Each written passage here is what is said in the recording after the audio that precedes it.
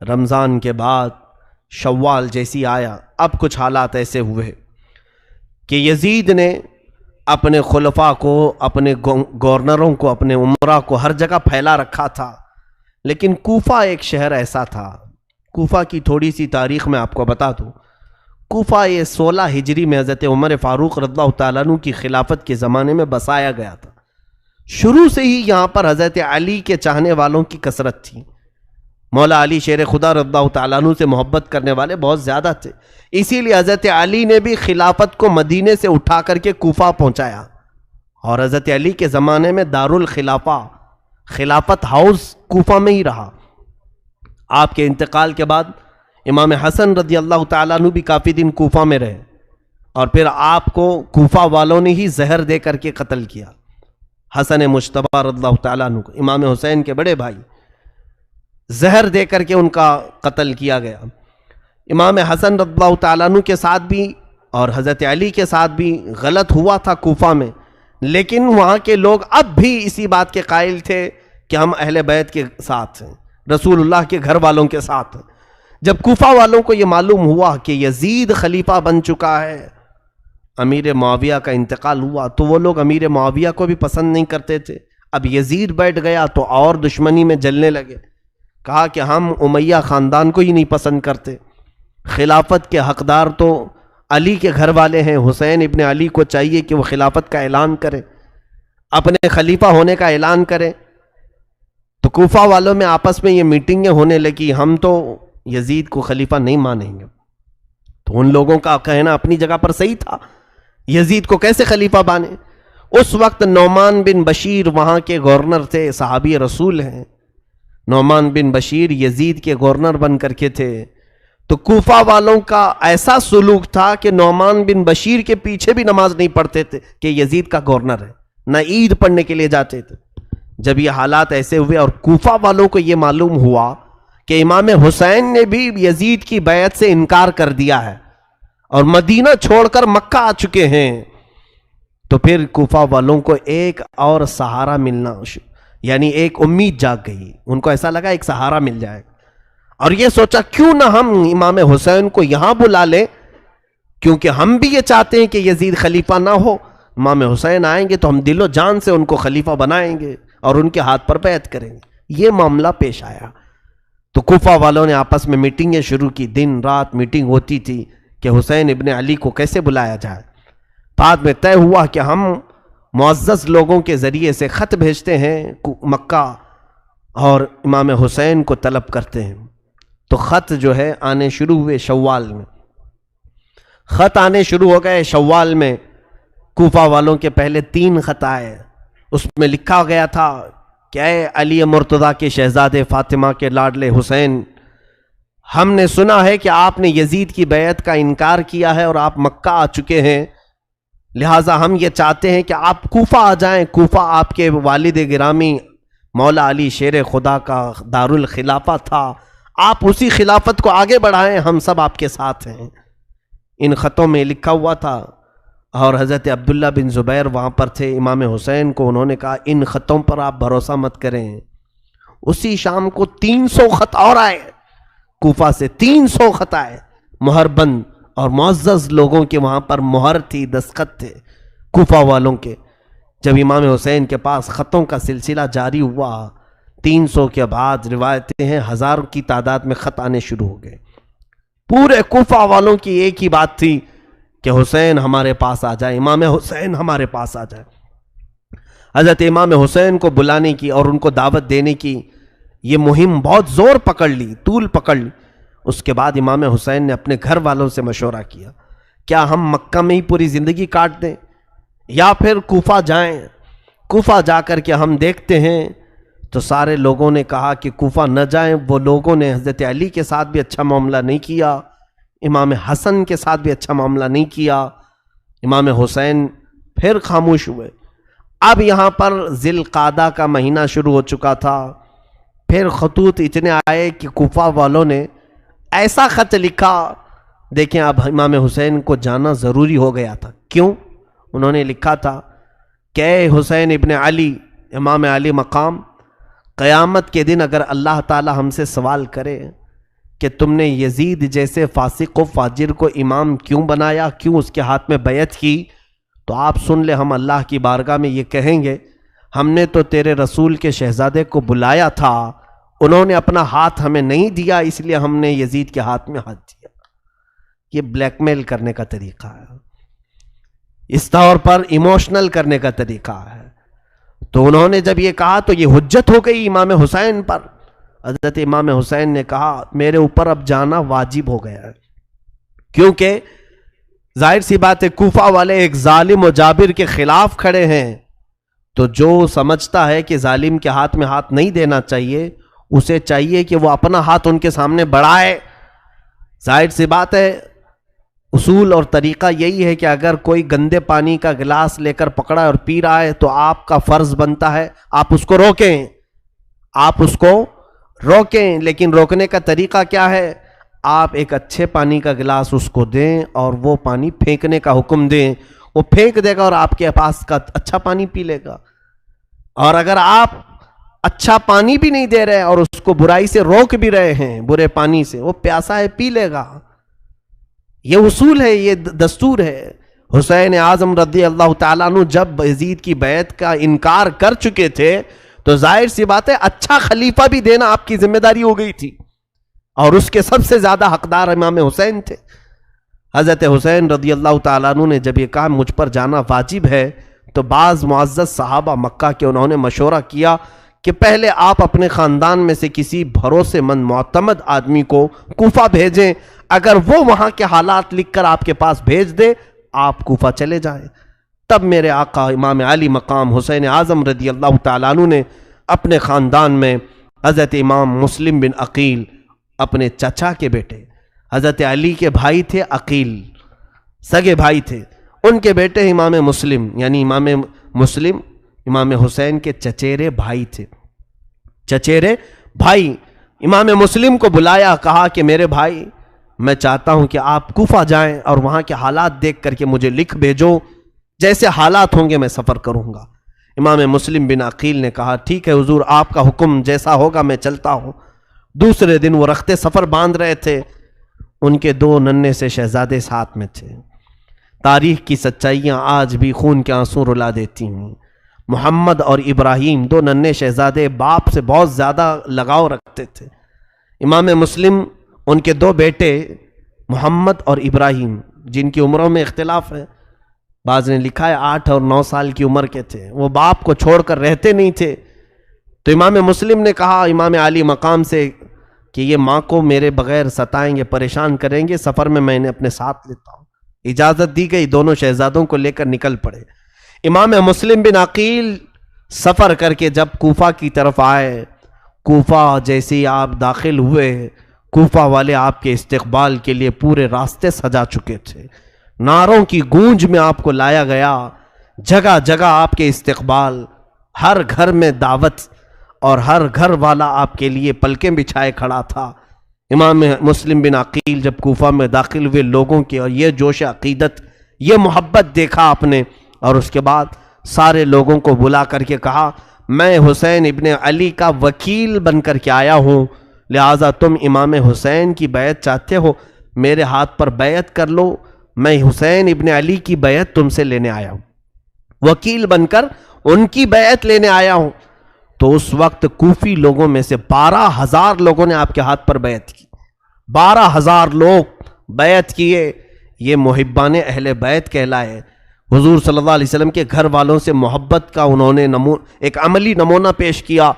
حضرت امام مسلم بن عقیل نے دیکھا حالات بہت اچھے ہیں، حتیٰ کہ وہاں کے گورنر جو نعمان بن بشیر تھے، انہوں نے بھی حضرت امام مسلم بن عقیل کے ساتھ کوئی غلط معاملہ نہیں کیا، کوئی برا برتاؤ نہیں کیا، کیونکہ وہ صحابی رسول تھے۔ اگرچہ یزید نے ان کو گورنر بنایا تھا، لیکن انہیں معلوم تھا کہ رسول اللہ کے گھر والے ہیں۔ انہوں نے حضرت امام مسلم بن عقیل کو بلا کر کے کہا اے امام مسلم بن عقیل، یزید کو اگر یہ حالات کی خبر ہوگی تو وہ سختی کرے گا، وہ اپنی فوج کے ذریعے سے ظلم کر سکتا ہے، لہٰذا آپ مصلحت کا کوئی راستہ دیکھیں۔ تو اس دربار میں ایک شخص بیٹھا تھا جو یزید کا ہم نوا تھا، یزید کا خبری تھا، جاسوس تھا۔ اس نے نعمان بن بشیر کے خلاف یزید کو خط لکھا، کہا تمہارا گورنر نااہل ہے، یہاں حسین کی طرف سے وکیل بن کر کے مسلم بن عقیل آئے ہیں، پورے کوفہ کا ماحول تمہارے خلاف گرم ہو چکا ہے، سارے لوگوں نے حسین کی بیعت کر لی۔ یہ خط یزید کے ہاں پہنچا۔ ادھر امام مسلم بن عقیل نے حالات دیکھے، بہت اچھے تھے، گھر گھر میں اہل بیت کے چرچے تھے۔ امام مسلم بن عقیل نے اسی دن خط لکھا مکہ اور روانہ کر دیا۔ خط لکھ کر کے ایک قاصد کو بھیجا، اے حسین ابن علی شہزادہ رسول، آپ تشریف لائیں، کوفہ کی سرزمین بالکل سازگار ہے، ماحول بہت اچھا ہے، آپ کے چاہنے والوں کی تعداد بہت زیادہ ہے، یہاں ہر گھر میں آپ کا عاشق ہے، آپ کا انتظار کر رہے ہیں۔ یہ خط لکھا اور مکہ کو روانہ کر دیا۔ دوسرے ہی دن ادھر یزید نے اپنی میٹنگ بلائی اور کہا کوفہ کا ماحول ہمارے خلاف ہو چکا ہے، کوفہ میں حسین کی بیعت چل رہی ہے، کوفہ میں مسلم بن عقیل آ کر کے حسین کا وکیل بن کر کے بیعت لے رہا ہے۔ اس خبر کے بعد اس نے پوچھا کہ کیا کرنا چاہیے۔ وہاں بیٹھے ہوئے لوگوں نے مشورہ دے کر کے کہا وہاں کے گورنر نعمان بن بشیر کو ہٹاؤ اور کسی سخت قسم کے گورنر کو نافذ کرو۔ تو لوگوں نے مشورتاً کئی نام پیش کیے، اس میں ایک نام آیا عبید اللہ بن زیاد کا، جس کو ابن زیاد کہہ رہے ہیں۔ یہ بصرہ کا گورنر تھا۔ اس کے متعلق لوگوں کا خیال یہ تھا کہ اتنا سخت دل تھا، یہ کسی کی رعایت نہیں کرتا تھا، اور ایک طوائف کا بیٹا تھا۔ یہ اور بات ہے کہ اسلام لایا، بعد میں اسلام میں آیا، لیکن دل کی سختی ویسی تھی۔ ایک بات یاد رکھے، میں نے کافی دن قبل یہ بات عرض کی تھی، حلالی اور حرامی ہونے کا ثبوت اسی سے ملتا ہے۔ جو بزرگوں کے متعلق ادب کا لہجہ رکھتا ہے اس کے حلال ہونے کا ثبوت ہے، اور جو بزرگوں کے خلاف بکتا ہے یا بے ادبی کا اظہار کرتا ہے اس کے نطفے میں شک ہوتا ہے، وہ صحیح طریقے سے دنیا میں نہیں آیا۔ بہرحال عبید اللہ بن زیاد سخت قسم کا گورنر تھا۔ یزید نے اسے پیغام بھیجا کہ تو بصرہ چھوڑ اور کوفہ کی گورنری لے، نعمان بن بشیر کو معزول کر اور تو وہاں کی گورنری کو سنبھال، اور مسلم بن عقیل کے ہاتھ میں جتنوں نے بیعت کیا اس ماحول کو پورا بدل ڈال، میری بیعت لے لے سب کے ساتھ۔ تو یہ عبید اللہ بن زیاد کو حالات معلوم ہو گئے کوفہ کے۔ یہ اپنے ساتھ 20-25 لوگوں کو لے کر بصرہ سے نکل کر کوفہ آیا۔ مغرب اور عشاء کا وقت تھا، بیچ کے رات کے وقت مدینے سے آنے والا جو راستہ تھا، مکہ سے آنے والا جو راستہ تھا، اس راستے سے یہ کوفہ میں داخل ہوا۔ لوگوں کو ایسا لگا کہ امام حسین آ گئے، امام حسین آنے والے تھے کیونکہ خط بھی جا چکا تھا۔ امام مسلم بن عقیل نے بلا بھی لیا تھا امام حسین کو، تو لوگوں کو لگا کہ امام حسین آ گئے، اور یہ حجازی لباس بھی پہن کر کے عبید اللہ بن زیاد مکار، دھوکہ دینے کے لیے، اس لیے کہ اگر یہ کھلے عام آتا تو اس کو پکڑ کے مارتے، لوگ داخل ہونے نہیں دیتے کوفہ میں۔ پورے کوفہ والے اس وقت امام حسین کی محبت میں تھے، تو یہ اس طرح جھوٹ کے راستے سے داخل ہوا اور سیدھے گورنر ہاؤس میں داخل ہوا۔ اندر جا کر کے لوگوں کی بھیڑ تھی، یہ چہرے پر نقاب ڈالے ہوئے چلا جا رہا تھا، اونٹ پر بیٹھا تھا، لوگ نعرے لگا رہے تھے امام حسین ابن علی کے، لیکن یہ مردود کسی کو جواب نہیں دیتا تھا۔ بھیڑ بہت اکٹھا ہو گئی۔ گورنر ہاؤس میں اندر داخل ہو کر چھت پر کھڑا ہوا اور اس نے اعلان کیا، اے لوگوں، میں حسین نہیں ہوں، میں امیر عبید اللہ بن زیاد یزید کا گورنر بن کر کے آیا ہوں، اور تمہارا پرانا جو گورنر تھا نعمان بن بشیر، اسے معزول کیا جاتا ہے۔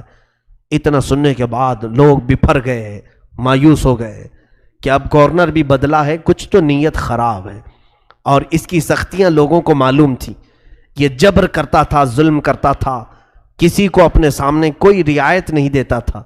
تو عبید اللہ بن زیاد نے سب سے پہلے کیا کیا، اس نے دیکھا کہ کوفہ میں جو کسی خاندان کا سردار تھا، قبیلے کا بڑا آدمی تھا، دوسرے دن سب کو بلایا اور بلا کر کے ایک بہت زوردار تقریر کیا، خبردار جتنے لوگوں نے مسلم بن عقیل کے ہاتھ میں بیعت کی سب توڑ دو، میں یزید کی طرف سے گورنر بن کر کے آیا ہوں، اور اگر تم نے ایسا نہیں کیا تو تمہارے ساتھ میری تلوار کا مقابلہ ہوگا۔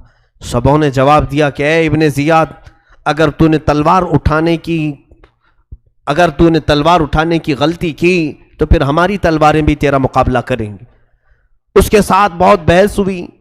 اس نے جتنے لوگ وہاں آئے تھے ان کو اپنے فوجیوں کے ذریعے سے گرفتار کر لیا اور گورنر ہاؤس میں بند کر دیا۔ حضرت مسلم بن عقیل رضی اللہ تعالیٰ عنہ مختار بن عبید ان کے گھر میں قیام پذیر تھے، اور ان کے بعد پھر حضرت ہانی بن عروہ ایک صحابی تھے، ان کے گھر میں آپ قیام کر رہے تھے۔ ہانی بن عروہ ایک بڑی عمر کے معزز خاندان سے تعلق رکھنے والے بنی مزعج قبیلے کے شخص تھے، سردار تھے۔ ہانی بن عروہ نے کسی کو نہیں بتایا کہ امام مسلم بن عقیل وہاں ہیں۔ امام مسلم کے ساتھ اب حالات کیا ہوئے دیکھیے۔ دوسرے دن امام مسلم بن عقیل نے پورے کوفہ والوں کو آواز دی، کہا کہ اے کوفہ والوں چلو اور گورنر ہاؤس کا گھیراؤ کرتے ہیں۔ اس وقت آپ کی آواز پر 30,000 لوگ جمع ہوئے، اور عبید اللہ بن زیاد گورنر ہاؤس میں ہے، پورا گورنر ہاؤس گھیراؤ کیا۔ امام مسلم بن عقیل اگر صرف ایک اعلان کرتے تو اینٹ سے اینٹ بجا دیتے، اسی دن اس کا خاتمہ ہوتا، لیکن یہ اہل بیت کا گھرانہ ہے، خون پسند نہیں کرتے، اور خاص طور پر مسلمانوں میں کیسے پسند کریں۔ امام مسلم بن عقیل نے سوچا کہ بات چیت سے معاملہ حل کروں۔ عبید اللہ بن زیاد کو پکارا اور کہا کہ اگر تو کوفہ والوں کے ساتھ سختی کرے گا تو ہم تیرے ساتھ سختی کریں گے۔ اس نے ماحول کو گرم دیکھ کر کے کیا کیا، جتنے وہ سرداروں کو نظر بند کر کے رکھا تھا ان کو گورنر ہاؤس میں پھر سے طلب کیا اور کہا جتنے تمہارے خاندان والے گھروں والے یہ آئے ہیں مسلم بن عقیل کے ساتھ، چھت پر چڑھ کر کے انہیں اعلان کر دو کہ سب مسلم کی سے الگ ہو جائیں، نہیں تو پھر تمہارے خاندانوں کو بھی میں تباہ کر دوں گا اور تمہاری گردنوں کو بھی صحیح نہیں چھوڑوں گا۔ ان پر یہ بات اثر کر گئی، وہ سب کھڑے ہوئے، ان کے خاندانوں والے بہت سارے تھے مسلم بن عقیل کے ساتھ، تو سبوں نے چھت پر کھڑے ہو کر کے کہا کہ اے لوگوں اگر ہماری جان کی امان چاہتے ہو تو چھوڑ کے ہٹ جاؤ، امام مسلم بن عقیل کے سے ہٹ جاؤ، یہ عبید اللہ بن زیاد اور یزید بہت سخت ہیں، تمہیں بھی مار ڈالیں گے ہمیں بھی مار ڈالیں گے۔ ان لوگوں کو جب چھت پر چڑھے ہوئے دیکھا تو سب کی نیتیں بدل گئیں، ارادے بدل گئے، سب منتشر ہو گئے، یہاں تک کہ روایت میں امام مسلم بن عقیل اس دن شام میں جب مغرب کی نماز اور عشاء کی نماز کوفہ کی جامع مسجد میں پڑھانے کے لیے تھے تو تقریباً 12,000 لوگ آپ کے پیچھے نماز پڑھ رہے تھے، 12,000 لوگ نماز پڑھ رہے تھے۔ پھر فجر میں جب آپ وہاں نماز کے لیے تھے تو سوائے آپ کے 2 چھوٹے بچوں کے کوئی نہیں تھا صف میں، پوری صفوں میں کوئی نہیں تھا۔ کوفہ والے اچانک تبدیل ہو گئے، اسی لیے آج تک کوفہ کا نام اتنا بدنام ہے کہ دھوکہ دینے والے کو کوفی کہا جاتا ہے، غدار آدمی کو کوفی کہا جاتا ہے۔ کوفہ والوں نے رسول اللہ کے گھر والوں کو اچانک چھوڑ دیا بیچ راستے میں۔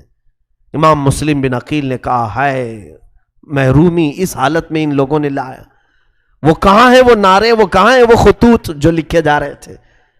امام مسلم بن عقیل نے حالات کا مشاہدہ کیا اور ہانی بن عروہ کے گھر میں نظر بند ہو گئے۔ اب عبید اللہ بن زیاد نے تلاش جاری کروا دی کہ ڈھونڈ کر کے لاؤ کہ مسلم بن عقیل ہے کہاں، کسی کو نہیں مل رہے تھے۔